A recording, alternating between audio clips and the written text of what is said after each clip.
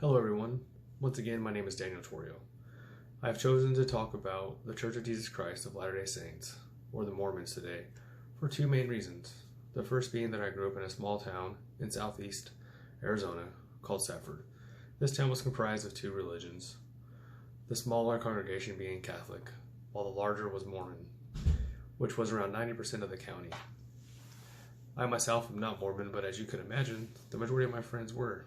This led to me developing a great understanding about the Mormon religion and their beliefs and practices.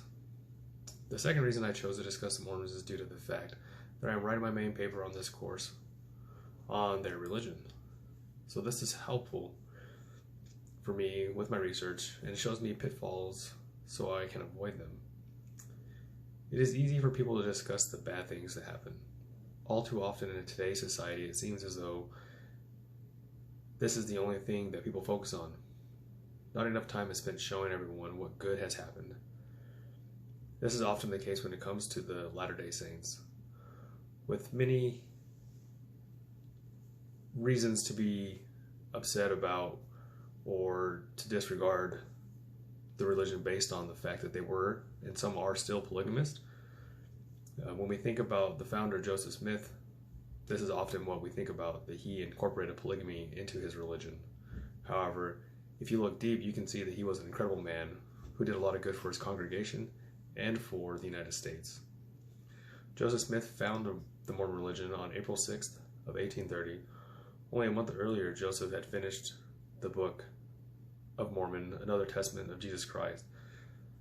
By September of the same year, the first Mormon missionaries were called on to go out and preach the gospel.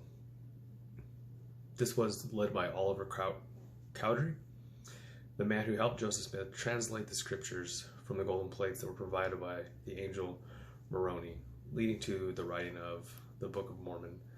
Unfortunately, it was not long after this, on June 27th of 1844, that both Joseph Smith and his brother Hiram were martyred at the Carthage jail. This was unfortunate, and the result of several years of persecution, abuse, and mistreatment from people outside of the Mormon religion. After the death of their prophet Joseph, Brigham Young and several other leaders decided to move to the West to avoid this persecution. According to Utah.gov, the Mormons were responsible for settling a large portion of the state.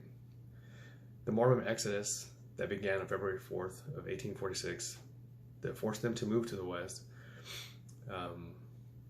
led them to the Salt Lake Valley on July 22nd of 1847. From this point, they settled and grew rapidly. In Ron Wood's and Linda Thatcher's Brief History of Utah, they say the settlement of outlying areas began as soon as possible. Bountiful, Farmington, Ogden, Thule, Provo, and Manti were settled by 1850. Immigration had swelled the population to 11,380, half of whom were farm families. Between 1847 and 1900, the Mormons founded about 500 settlements in Utah and neighboring states. At the same time, missionaries traveled worldwide, and thousands of religious converts from many cultural backgrounds made the long journey to their homelands of Utah via boat, rail, wagon, and train, as well as handcart. Undoubtedly, the Mormon religion has parts that some could say were negative, but isn't that true about any religion or any person? Everybody in every congregation has and will make mistakes. However, this does not mean we judge them solely based on those mistakes. The Church of Jesus Christ of Latter-day Saints played a vital role in helping settle the West. Their contributions and achievements, as well as the contributions and achievements of Joseph Smith and his followers, should not go unnoticed, and they should not be judged solely on one negative thing that was part of their religion in the past.